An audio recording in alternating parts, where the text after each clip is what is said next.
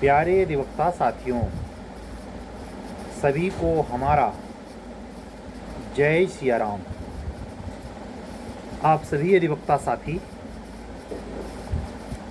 धीमी गति से बढ़ रही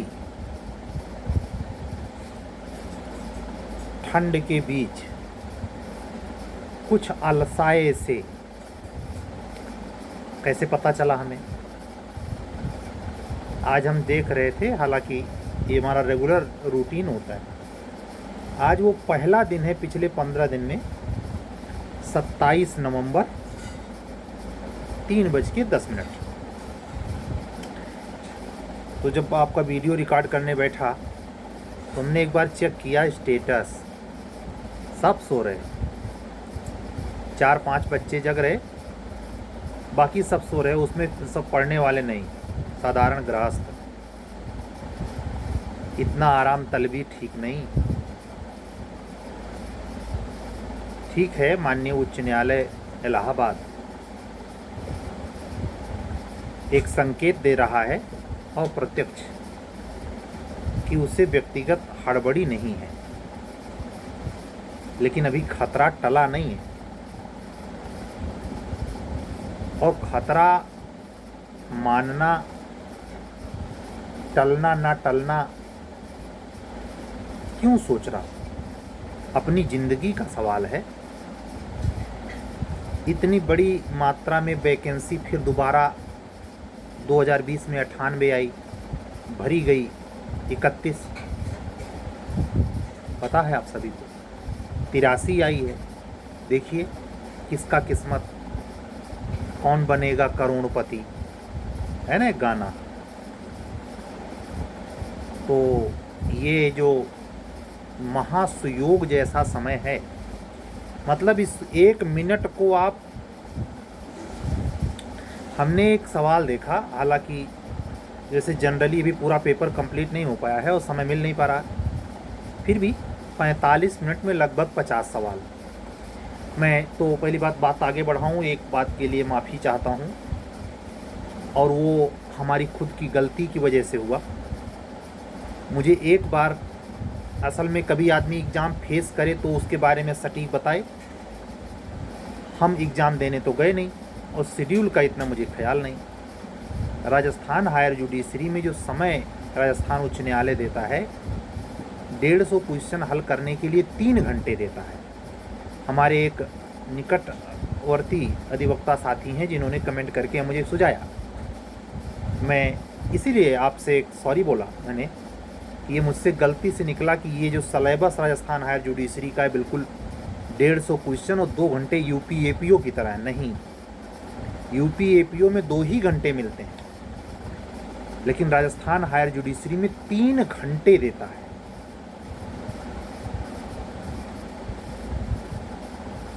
यह सुविधाजनक है। वैसे अपनी यूपी में भी है, केवल 100 क्वेश्चन अटेम्प्ट करने के लिए विदाउट माइनस मार्किंग 2 घंटे आपको बैठाएगा। मेरा यकीन है अगर मार्च में भी एग्ज़ाम होता है तो भी, या उसके पूर्व कभी भी होता है तो भी, ठंडियों में, तो 11 से 12, 12 से 1, 11 बजे के पहले स्टार्ट होना मुश्किल है। ऐसा पूर्व में हुआ है। तो हम बात कर रहे थे उसी राजस्थान हायर जुडिशरी के पेपर में। बताइए, कॉन्स्टिट्यूशन के शेड्यूल 10 के पैरा 2 से सवाल आया है। हाई कोर्ट चाहे कहीं का हो, अपना या कहीं का, शेड्यूल पे बड़ा ध्यान देता है भाई। शेड्यूल पे और रेगुलेशन पे। इलेक्ट्रिसिटी एक्ट खाली 135 पढ़े से काम ना चले, रेगुलेशन भी ऐड किया है। नेगोशिएबल खाली 138 पढ़े से काम ना ही चले भाई, 138 से 148 तक पढ़िए। समय नहीं है। अगर लागी रे लगन अपर जिला जज बनने की, तो लगी ही नहीं है तो जबरदस्ती थोड़े लगाई जा सकती है। बाबा तुलसीदास जी की बहुत, मैं कई बार बोला भी हूं, एक चौपाई का सूक्त है, तुलसी जैसी भौतव्यता तैसी मिले सहाय। आप पाएंगे फाइनल सिलेक्शन में इतने साधारण किस्म के अधिवक्ता साथी अपर जिला जज बने मिलते हैं, जिनको आपने सपने में, आपके बगल वो एग्जाम दे रहे थे, आपने उनको लोड नहीं लिया था। ऐसी अधिवक्ता बहनें जो साधारण शारीरिक ढांचे से या पढ़ाई लिखाई में उनका कोई बहुत फोकसबाजी वाला नहीं, बड़बोलापन नहीं, बहुत सिंपल शांत, चुपचाप प्री मेन इंटरव्यू, पता ही नहीं चलेगा कि ये कैसे हुआ। एक बात और स्पष्ट तौर पर अंडरलाइन करूं, किसी के चाहने पर भी इस बार जुगाड़बाजी चलेगी नहीं। बहुत सारी घटनाएं सडनली इंसिडेंट के तौर पर प्रकट दिखेंगी, लेकिन भ्रष्टाचार, रिश्वतखोरी और जुगाड़ से इसमें कोई भी, चाहे सरकारी महकमे का व्यक्ति हो या नियुक्ति संस्था में कार्यरत या नियुक्ति को अंजाम देने वाला कोई पदाधिकारी ही क्यों न इसमें शामिल हो, अपने लक्ष्य प्राप्त नहीं कर पाएगा। उसकी वजह ये पूरा साल न्याय के देवताओं के गुरु हनुमान जी का है। इसलिए एक और बोनस पॉइंट, ये मैं मिथकीय, किंवदंतीय या ऐसी बातें जो आदर्श सूचक या आदर्शता को प्रकट करें नहीं कह रहा, आपसे यह अपेक्षा भी नहीं कर रहा कि आप इसमें आस्था करें। आपकी स्वाभाविकता में हमको सुनने की जो अदा आपकी है, उसके बावजूद भी अपनी निजी स्वतंत्रता, निजी मौज के लिए बोल रहा हूं भाई। हो सकता है किसी को बहुत बुरा लग जाता हो, लगे क्या फर्क पड़ता है। ये स्वतंत्र जो उसके अंदर भाव है, कहते नहीं, जो आप बरस तो रहा था लेकिन आप लेने की स्थिति में थे, कटोरा पलट तो नहीं गया था। जिसकी जितनी ग्राह्य करने की क्षमता इसलिए महत्वपूर्ण है, इसीलिए वक्ता से ज़्यादा श्रोता को महत्व दिया गया। वक्ता जो चीज़ कह रहा है, अनुशंसात्मक, व्यवहारात्मक, आदर्शात्मक, उपदेशात्मक, उसका 30% भी वो अपने ऊपर अप्लाई करे मुश्किल है। लेकिन श्रोता 100% कर सकता है, गुंजाइश है। इसी गुरु लिए गुरु गुरुए रह जाता है, चेला शक्कर। कहावत सुनी है ना, वो अधिवक्ता बहनों पर भी लागू होता है। हमसे उम्र में जो छोटी हैं, बराबर हैं, बड़ी हैं, इससे फ़र्क नहीं पड़ता।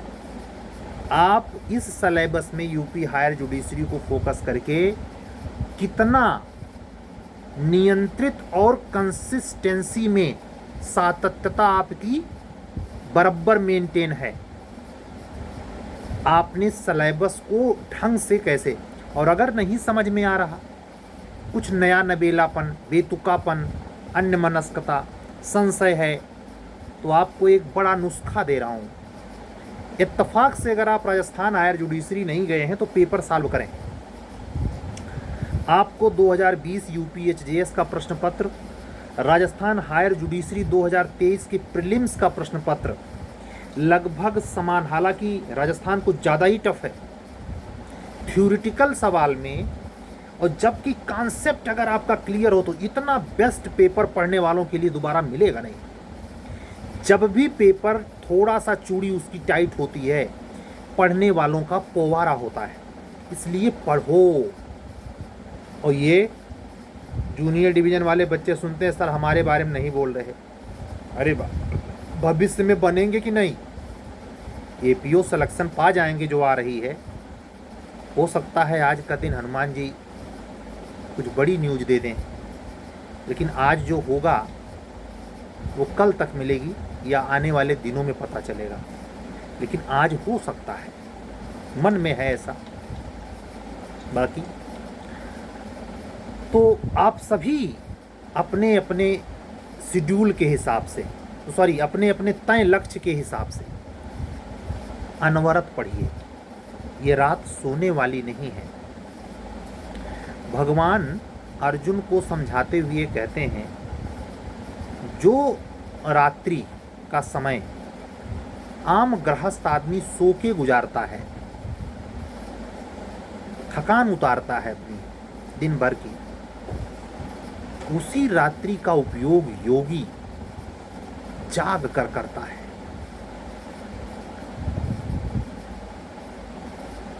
परम सत्ता उतर जाती है उसमें, एकीकृत हो जाता है।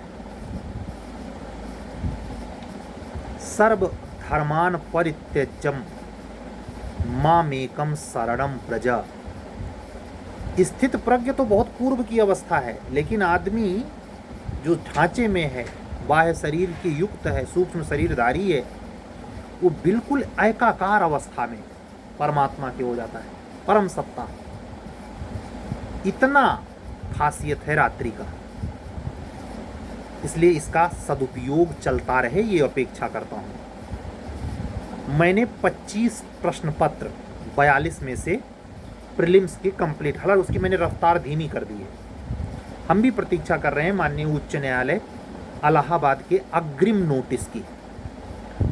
वो देखिए 22 दिसंबर के आसपास या इसके पहले आ जाती है या नए साल में आती है।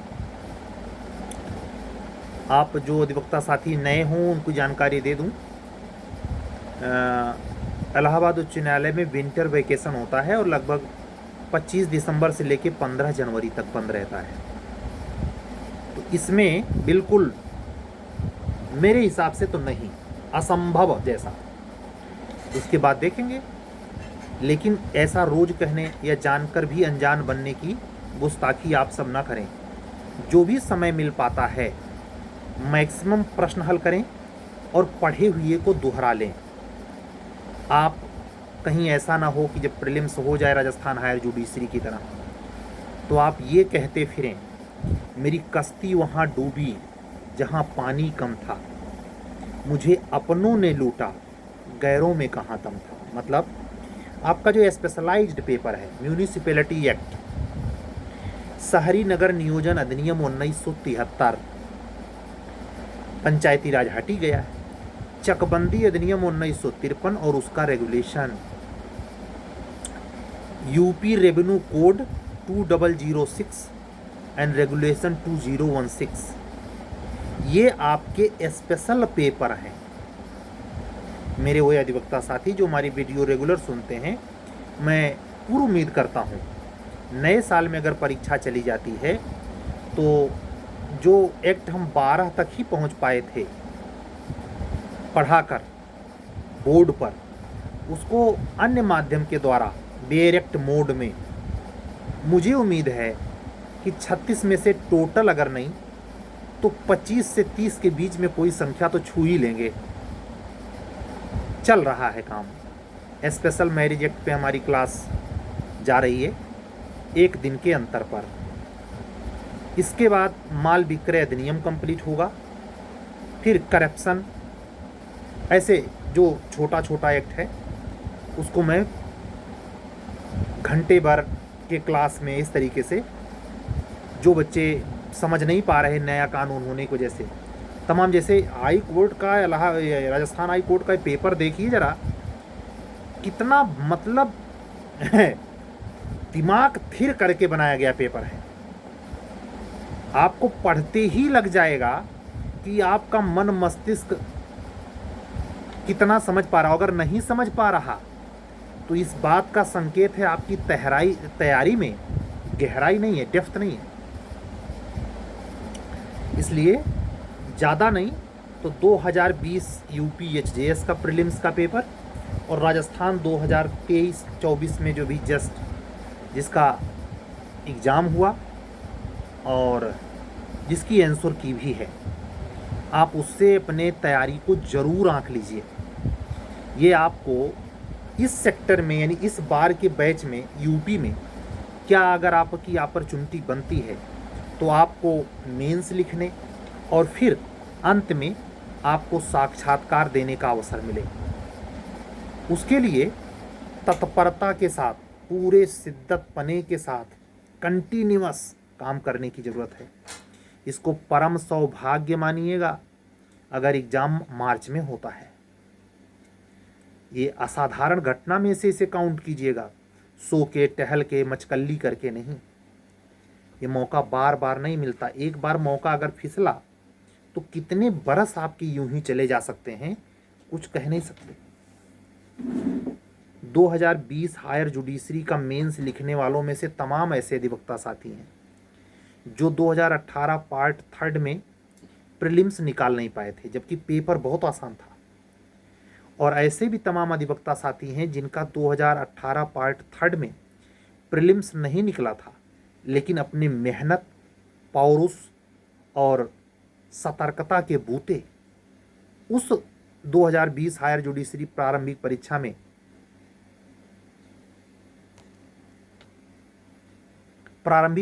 में इस तरीके से प्रश्न पत्र रखे गए, क्वेश्चन पूछे गए, जिसमें 18 क्वेश्चन तो इंग्लिश लैंग्वेज के आए। ऐसा कंडीशन दोबारा आ जाए तो हमने यूं ही कोई मतलब उस पर बहुत ज़्यादा सोच विचार के नहीं, करीब महीने भर हो गए होंगे, यूं ही कहा कि अगर पेपर कायदे से सेट कर दे इलाहाबाद हाई कोर्ट तो मेरिट जनरल की 55 से 60 में आके टिक जाएगी।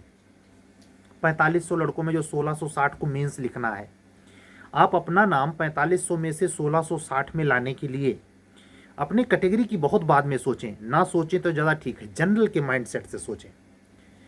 मैं क्या कह रहा था, 25 पेपर मैं करवा चुका, बाकी की रफ्तार इस तरीके से रखूंगा कि अगर नोटिस नहीं दी तो और धीमा कर दूंगा। धीमा का मतलब हफ्ते में केवल एक टेस्ट, इतना धीमा कर दूंगा। इमीडिएट जल्दी जल्दी नहीं। क्यों? क्योंकि एग्जाम होने के 15 दिन पहले वाला समय, पीछे आप कितना भी पढ़ते आ रहे हो, अगर वो 15 दिन लास्ट के आप ढीले पड़े गए काम से, बिल्कुल ऐसे समझिए प्रारंभिक परीक्षा कुछ ऐसे होती है जैसे ग्राम सभा में पंचायत स्तर पे जो इलेक्शन लड़ते हैं और दो टक्कर के जो प्रत्याशी होते हैं, उनका वोट वो न काट ले, उनका वोट वो न काट ले, कुछ इस तरीके से नज़दीक का समय होता है। यानी जो चीज़ मेमोराइज है आपके माइंड में वो विलुप्त ना होने पाए, आपका कॉन्सेप्ट गड़बड़ाने ना पाए, और आपका जो रिदम है एग्ज़ाम को क्रैक करने का वो सजीव ताज़ा बना रहे। तो हम अपने सभी अधिवक्ता साथियों से जो बाट जोह रहे हैं वैकेंसीज़ की और जो यूपी में आहर हैं प्रीलिम्स देने को पाएंगे, वो ये तय मान लें कि जो सामने हमारे एग्ज़ाम है उस एग्ज़ाम में ये अवसर शायद ही पुनः दोबारा मिले। ये जब मनोभाव रखेंगे तो आपका खुद से मन भी करेगा। माना आप प्रैक्टिस में आते हैं, समय नहीं मिल पाता है, बहुत लेट नाइट, तो आपको ये परमात्मा दिखा रहा है जहां आपका एग्ज़ाम 8 दिसंबर को श्योर हो जाता, वहां से अगर मार्च में एग्ज़ाम जाता है तो इस जो जितने 8 के बाद जितने समय दिया माननीय उच्च न्यायालय ने, उसकी कीमत आप आंक सकते हैं। कैसे अधिवक्ता साथी हो सकते हैं जिनकी तैयारी निल रही हो, लेकिन वो अगर पिछले दिनों से, यानी 13 नवंबर को जब डेट पोस्टपोन हुई तब से अगर संभल गए होंगे और सतर्कता पूर्वक अध्ययन कर रहे होंगे, बगैर इस बात की चिंता किए कि अब कब होगा, वो बेटर जोन में आ सकते हैं। और अगर उनको मेंस लिखने को मिला तो कोई ताजुब नहीं, वो फाइनल सिलेक्शन भी प्राप्त कर सकते हैं। ये किसी के साथ हो सकता है, इसका कोई फ्रीक्वेंसी नहीं फिक्स कसी गई है कि ऐसा है तो ऐसा ही होगा ना। आपका प्रारब्ध है और हर किसी का प्रारब्ध उसका प्रारब्ध है। किसके किस्मत में इस बैच में एडिशनल डिस्ट्रिक्ट जज यूपी बनना लिखा है, वो बाह्य रूप से नहीं पहचान में आ सकता। इसीलिए प्रारब्ध एक ऐसी कॉन्सेप्चुअल लाइफ की अवधारणा है जिसमें ज़्यादातर लोग एक नॉर्मल जिंदगी जीते हैं। क्यों?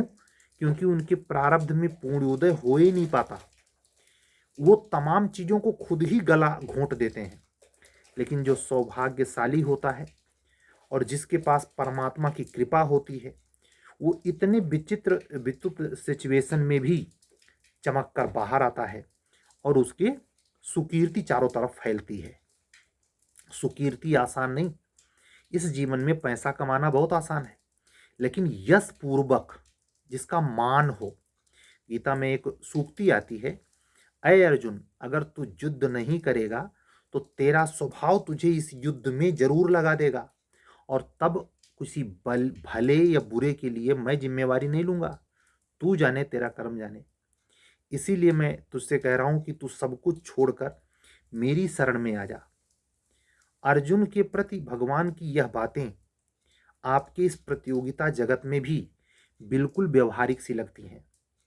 अगर आपको वास्तव में सफलता चाहिए तो आप ये मन में एक अवधारणा बना लें कि ऐसा कोई नैराश्य भाव जो अपनों से, अपने कारण से, अपने भीतरी तत्व के कारण से पैदा हो रहे नहीं होने देंगे। तभी आप उस फ्रस्ट्रेशन से बाहर निकल पाएंगे। उत्प्रेरित करते हुए माधव भगवान कृष्ण से कहते हैं, भगवान अर्जुन से कहते हैं कि तू, तेरा स्वभाव क्षत्रिय धर्म का है, तू उठ और युद्ध कर।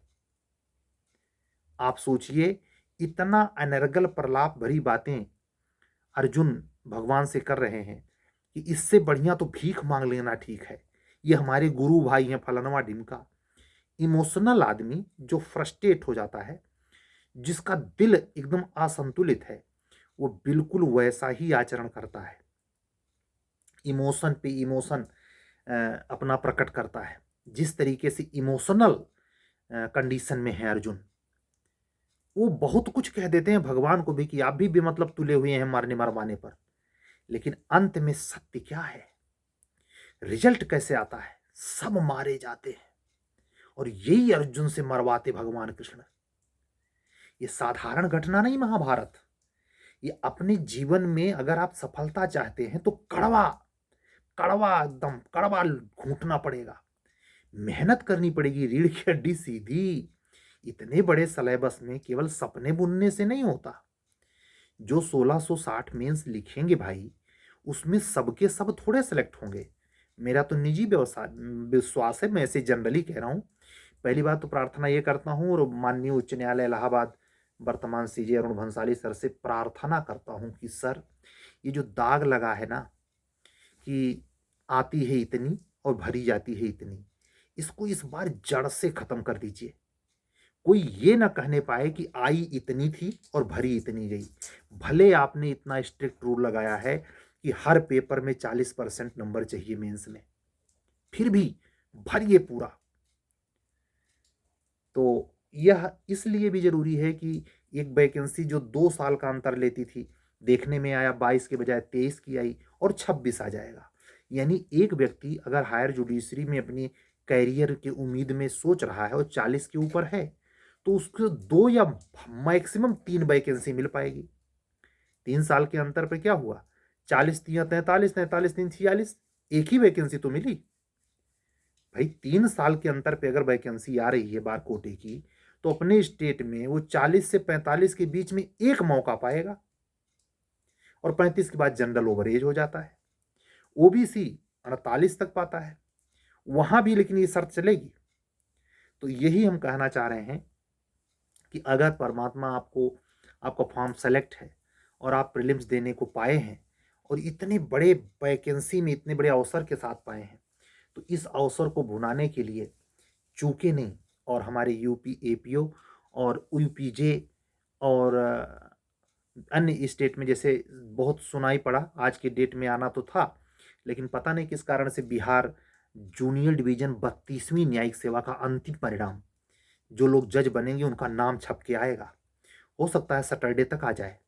आज बिहार पीसीएस का रिजल्ट आया है फाइनल, तो बिहार के भी रिजल्ट के बाद नई वैकेंसी जूनियर डिवीजन और एचजेएस एक साथ बिहार की आएगी। 33वीं करके बिहार आएगी, और एचजेएस 2026 करके आएगी। टेट सेवर एपीओ के बारे में शोर शराबा तो बहुत था, लेकिन कुछ पता नहीं चल रहा बिहार का। जो भी हो, नई सरकार चुनाव करवाने के पहले ये नोटिफिकेशन में वैकेंसीज जरूर दिखाएगी, पूर्ण विश्वास है। और यूपी में आज का दिन वेट करिए, आने वाले कुछ समय में बहुत सारी चीज़ें साफ होंगी। मैं रोज रोज उसमें टीका टिप्पणी नहीं करना चाहता। काम की बात होनी चाहिए जो आपको और हमको खुद को इस परीक्षा के लिए प्रेरित कर सके। हमारे दिमाग में, हमारे मन मस्तिष्क में एक साम्यपना, सकारात्मकता प्रेषित कर सके। इसी लक्ष्य के साथ ये वीडियो में बोलता हूँ। आप पर डे आप ऐसे यूं ही अंगड़ाई लेते हुए सुस्त पढ़कर पूरे कैरियर पर बट्टा लगाते हुए कहीं आप ऐसा तो नहीं कि सोने में ही गुजार देते हैं। इससे बचें।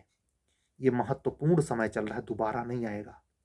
मैं अपने तीनों सेगमेंट के बच्चों से कहूंगा, आपने गौर किया होगा मैं राजस्थान हायर जुडिशरी की कोई प्रीलिम्स की सीरीज नहीं चलाया जानबूझकर, क्योंकि लग रहा था कि 8 को ही एग्जाम हो जाएगा। अब उतने समय बीच में जब ये क्लियर किया 13 नवंबर को, तो ये पॉसिबल ही नहीं था कि 24 नवंबर के लिए हम टेस्ट सीरीज खोलें। लेकिन ये क्लियर कर दूं कि यूपी के लिए जितना मुझसे हो पा रहा है, लगभग 42 पेपर हैं, उस सीरीज से अच्छा खासा लोगों ने लाभ अर्जित किया है। उसका अपना एक प्रश्न पत्र का स्तर होने की वजह से वो प्रशंसा का पात्र भी बन रहा है, समझ भी विकसित कर रहा है। लेकिन आप सभी अधिवक्ता साथी जो यूपी हायर जुडिशरी में ये मुकाम देखते हैं कि शायद हम अंतिम रूप से चयनित होंगे, तो उनके लिए अगर हमारे चैनल से वो जुड़े हैं, हमको सुन रहे हैं, तो एक मौका ये है कि आप हमसे बात करें और एक वाजिब, कोई बहुत ज़्यादा नहीं, एक वाजिब मूल्य पे करने के बाद, फी पेमेंट करने के बाद आप सीरीज को कंटिन्यू कर सकते हैं। और ये कब तक कर सकते हैं? नोटिस अगर नहीं आती तो हम पूरे दिसंबर तक ये विकल्प देंगे, और अगर नोटिस आ जाती है तो हम स्ट्रिक्टली मना कर देंगे कि मुझे ऐसा कैंडिडेट नहीं चाहिए। ठीक है, तो आज की बातें इन्हीं सब पर केंद्रित थी। लगभग 25 मिनट के ऊपर का वीडियो हो गया है। आप सभी लोग संतुलित ढंग से अपने अध्ययन की सातत्यता को मेंटेन करते हुए पढ़ाई जोरों पे रखिए, सटीक रखिए। इंग्लिश लैंग्वेज पे कभी कभी काम कर लिया कीजिए। ऐसे हिंदी लैंग्वेज या इंग्लिश लैंग्वेज को बेटर लिखने की कोशिश करिए, सीखिए, लर्न होइए। और यूपी हायर जुडिशरी को लेकर जो आपके मन में ये भाव भी आता होगा अब कि अब कब संभावना है, तो मैं संभावनाओं के लिए वीडियो पहले बना चुका हूँ। आज भी ये रिपीट कर दे रहा हूँ कि हो सकता है एग्जाम मार्च 2025 में ही प्रीलिम्स का हो। तब तक के लिए अब चलने दीजिए। मैं अपने सभी अधिवक्ता साथियों, बंधुओं और बहनों को जय सिया राम बोलते हुए, और जो नए हैं, बिल्कुल नए हैं, उनसे ये विनम्र अपील करते हुए कि आप चैनल को सब्सक्राइब करें, लाइक करें, और अन्य जो बहुत सीरियस अधिवक्ता साथी हैं उन तक पहुंचाएं, जिन्होंने कई बार इंटरव्यू फेस किए हों, 2 से अधिक बार उन्होंने मेंस लिखे हों। ऐसे कैंडिडेट अगर इस चैनल को पर डे लिसन करते हैं, तो मुझे उम्मीद है कि वो चाहे जुड़े मुझसे या ना जुड़ें, इतना तो फार्मेशन ट्रांसफॉर्मेशन उनका हो ही जाएगा कि सब कुछ सफलता में परिणत हो जाए। तो इन्हीं सब बातों के साथ आज की वीडियो बंद करने की अनुमति चाहूँगा, और कल पक्के वादे के साथ पुनः फिर मिलूंगा। अगर कोई बेहतरीन इंफॉर्मेशन ऐसी है कि जो तुरंत बोलना जरूरी है, तो उसके लिए दिन में भी मैं एक्सेप्शनल सिचुएशन में लाइव वीडियो में आ सकता हूँ। हमारी निगाह आप लोगों की तरह खुद भी बनी हुई है कि जूनियर डिवीजन पीसीएस यूपीजे और यूपी एपीओ की वैकेंसी आखिर कब तक गजट हो पाती है, कब तक नोटिफाइड होती है। ये बराबर भरपूर इंटरेस्ट बनाए हुए है। रोचकता ही नहीं है, बल्कि उसमें एक उम्मीद की पूरी लौ जल रही है। खास करके यूपी एपीओ के लिए वैकेंट कितनी सीटें मिलेंगी, ये थोड़ा कन्फर्म होने और संशय होने की उत्सुकता चरम पर है। इंतजार कीजिए, अच्छा होगा। हनुमान जी सब अच्छा करेंगे। आज की टोटल बातें हनुमान जी को निवेदित हैं। कल मिलने के पक्के वादे के साथ चलता हूँ। सभी अधिवक्ता साथियों, बंधु और बहनों को जय जय सिया राम। शुभ रात्रि। सत्यमेव जयते।